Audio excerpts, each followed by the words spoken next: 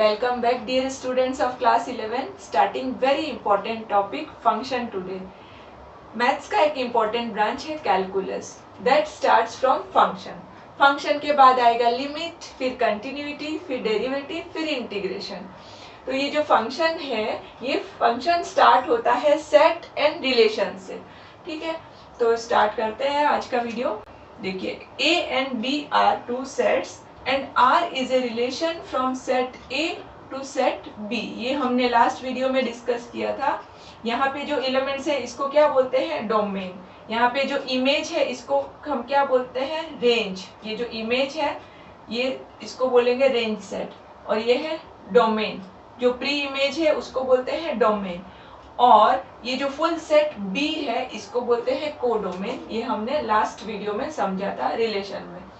अब ये जो रिलेशन है इसको हम फंक्शन तभी बोल सकते हैं जब ये और दो कंडीशन सेटिस्फाई करेगा. Number 1 condition is every element in set A have image in set B. जैसे कि हम कोई भी फंक्शन में जाते हैं और फंक्शन में हर कोई ये चाहता है कि हमारी एक इमेज हो, वैसे ही जो मैथ्स के फंक्शन है इसमें भी हर एक एलिमेंट ये चाहता है कि हमारी एक इमेज हो. ठीक है, और सेकंड जो कंडीशन है वो है हर एलिमेंट ये चाहता है कि हमारी सिर्फ और सिर्फ एक ही इमेज हो. ठीक है, तो ये एग्जांपल चेक कर लेते हैं. यहाँ पे क्लियरली हम देख रहे हैं कि हर एक एलिमेंट की इमेज बी सेट में प्रेजेंट है. तो फर्स्ट कंडीशन तो क्लियर हो गया. सेकंड कंडीशन है एक एलिमेंट की सिर्फ एक ही इमेज होनी चाहिए. यहाँ पे देखो 1 जो है 1 की इमेज कितनी है, एक ही है, 4. 1 की कितनी इमेज है, एक ही है ना, 4. और -1 की कितनी इमेज है, एक ही इमेज है, क्या है इमेज, 4. तो दोनों की इमेज एक ही है. तो ये जो है दोनों कंडीशन सेटिस्फाई कर रहा है. तो ये है function. f is a function from set A to B. इसका डेफिनेशन एक बार रीड कर लेते हैं. A relation is said to be a function if every element in set A have one and only one image in set B. मतलब A set में जो भी एलिमेंट है every element have one and only one image in set B. मतलब B set में सिर्फ और सिर्फ एक ही इमेज होनी चाहिए, एक एलिमेंट की एक ही इमेज होनी चाहिए. अब सेकेंड एग्जांपल आज देखते हैं. इसमें हम क्लियरली देख रहे हैं हर एक एलिमेंट की इमेज B सेट में प्रेजेंट है. लेकिन हम ये भी देख रहे हैं R जो है R की यहाँ पे दो इमेज है B एंड D. तो ये इसको हम फंक्शन नहीं बोलेंगे. So this relation is not a function. ये सिर्फ रिलेशन है, फंक्शन नहीं है. यहाँ पर हम देख रहे हैं ये जो सेट A है, इस सेट A में ये जो एलिमेंट -2 है वो फ्री एलिमेंट है. इसका कोई भी इमेज हमें B सेट में नहीं नजर आ रहा है. तो इसमें जो फर्स्ट कंडीशन है वो फेल हो रहा है. फर्स्ट कंडीशन अगर फेल हो रहा है तो हमें सेकंड कंडीशन चेक करने की कोई ज़रूरत नहीं है. हम लिख सकते हैं यहाँ पे f is not a r here relation is not a function. This relation is not a function.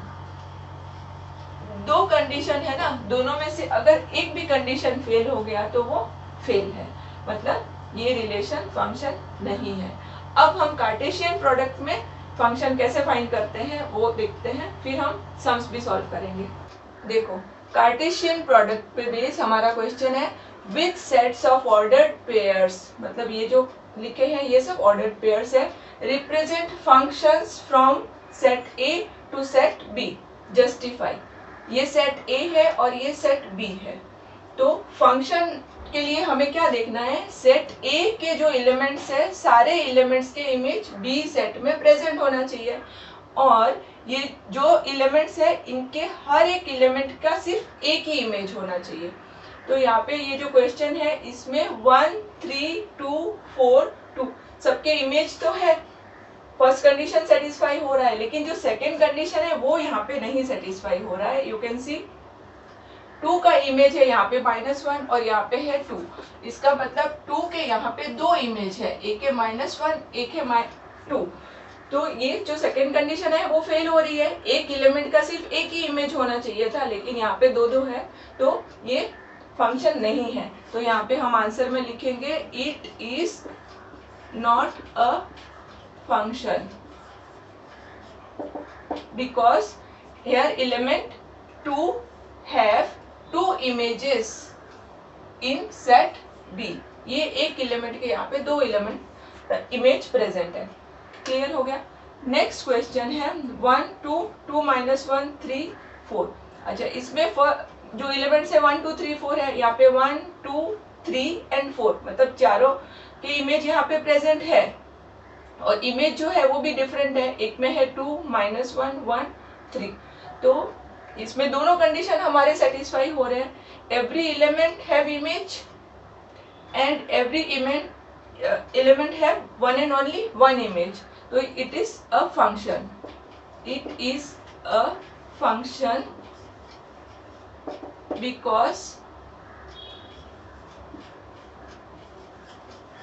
because every element in set A have one and only one image. जो फंक्शन की डेफिनेशन है ना वो लिख दो. Image in set B. बस हो गया. जस्टिफिकेशन में आप उसका डेफिनेशन लिख दो. नेक्स्ट है 1 3 4 1 2 2. तो यहाँ पे 1 4 3 1 4 सॉरी 2, लेकिन यहाँ पे 3 जो है 3 का कोई भी ऑर्डर्ड पेयर नहीं है, मतलब 3 का कोई इमेज नहीं है. ये जो 3 एलिमेंट है इसका कोई इमेज यहाँ पे नहीं है, तो ये नहीं है function. So answer will be it is not a function because element 3 have no image in set B. 3 is the free element here. तो next question है हमारा 1 1 2 1 3 1 4 1. यहाँ पे elements जो है हमारे set A के 1 2 3 4 1 2 3 4 इन सब की इमेज है और सबका इमेज एक ही है. 1 का इमेज 1 है, 2 का 1 है, 3 का 1 है, 4 का 1 है. ये इस तरह से बनेगा 1 2 3 4. सबका एक ही कॉमन इमेज है यहाँ पे 1. ठीक है, तो ये है फंक्शन. एक का तो सिर्फ एक ही इमेज है, 2 का भी सिर्फ एक ही इमेज है, 3 का भी सिर्फ एक ही इमेज है, 4 का भी सिर्फ एक ही इमेज है. तो ये है फंक्शन. ठीक है, तो यहाँ पे लिखेंगे इट इज अ फंक्शन. उसके बाद रीजन में आप लिख देना यहाँ पे जैसे लिखा है definition. Next question is fm is equals to this. Find value of f of minus 3 and f of half. इसके कंसेप्ट को थोड़ा सा और क्लियर कर लेते हैं, फिर हम इसे सॉल्व करेंगे. Let x and y are two sets and f is a function from set x to set y. f क्या है? फंक्शन है from set x to set y.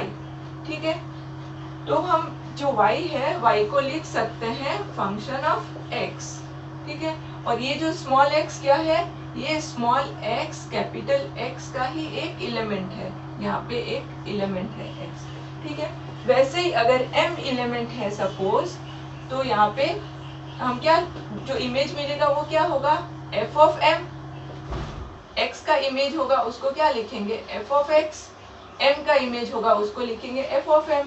फिर यहाँ पे एक और एलिमेंट है -3. बहुत सारे एलिमेंट है तो उसमें से कुछ एलिमेंट्स यहाँ पे गिवन है -3. तो -3 जो एलिमेंट है उसका इमेज क्या होगा? f of -3. ये इसका इमेज है, ये इसका इमेज है, ये इसका इमेज है.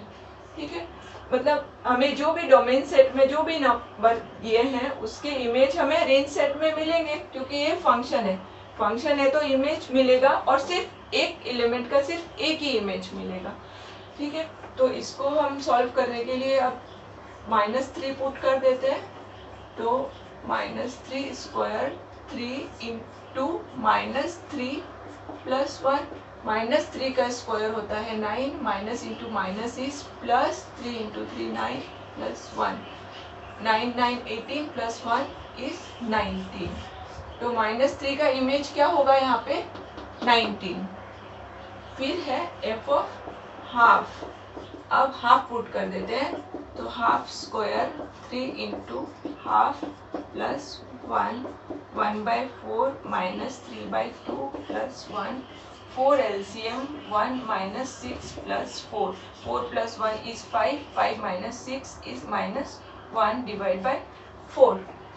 मतलब यहाँ पे जो हाफ है, एक एलिमेंट हाफ है, उसका इमेज क्या होगा? -1/4. -1/4. ठीक है. अब आई थिंक आपको फंक्शन थोड़ा और क्लियर हो गया होगा.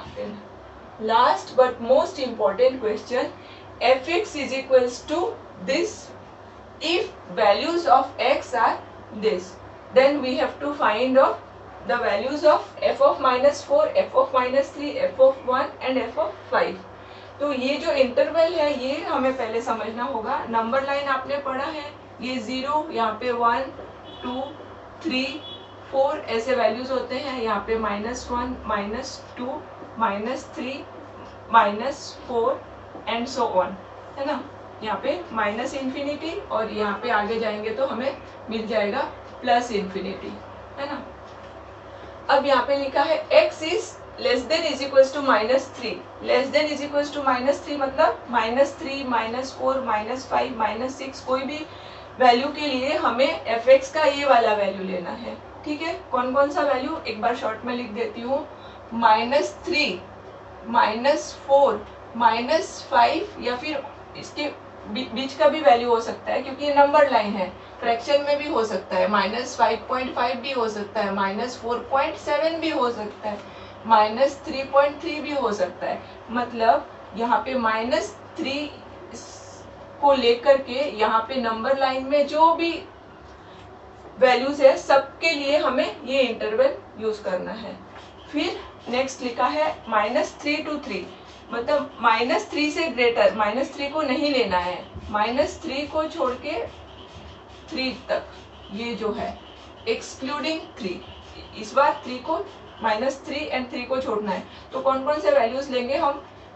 ये जो इसके बीच के जो भी वैल्यूज है, नेगेटिव, पॉजिटिव, फ्रैक्शन, डेसिमल, जो भी नंबर्स आते हैं सारे वैल्यूज के लिए हम ये इंटरवल यूज करेंगे और इसका आंसर आएगा 5.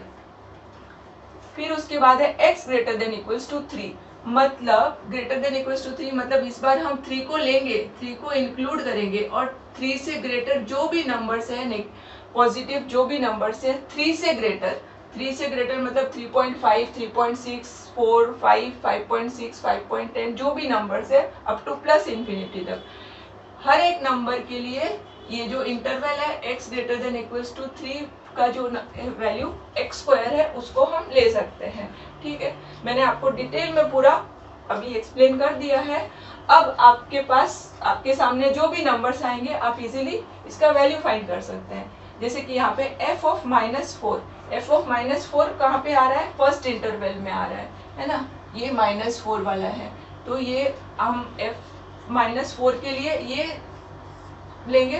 तो 4 x का वैल्यू क्या लिखेंगे? यहाँ पे x का वैल्यू लिखेंगे -4, -2 तो -16 -2 मतलब -18 हो गया. फिर नेक्स्ट लिखा है f of -3. f of -3 को इंक्लूड कर करके ये वाला आ रहा है, इसमें -3 इंक्लूड हो रहा है, इसमें -3 इंक्लूड नहीं हो रहा है क्योंकि इक्वल साइन नहीं लिखा है. So we can not take this interval here, we will take this interval. Note this point क्योंकि यहाँ पे -3 लिखा है और यहाँ पे x इज इक्वल्स टू -3 यहाँ पे है, यहाँ पर इक्वल नहीं है. सिर्फ x इज ग्रेटर देन -3 जो नंबर्स है वो हम ले सकते हैं. तो यहाँ पर हमारा फिर से आंसर ये जो फंक्शन का वैल्यू है यहाँ से मिलेगा. तो इस बार 4 और x का वैल्यू हम क्या लिखेंगे? -3. तो -12, -2, -14. ठीक है. उसके बाद नेक्स्ट है f of 1. तो f1 ये जो 1 है यहाँ पे ये कौन से इंटरवल पे आ रहा है? -3 से 3 के बीच में आता है 1. तो उसके लिए फंक्शन का वैल्यू कांस्टेंट है 5. तो यहाँ पे डायरेक्ट हम आंसर लिख देंगे 5. ठीक है. फिर उसके बाद हमारा नेक्स्ट है f of 5. f of 5 मतलब x greater than equals to 3 में आएगा f of 5, है ना.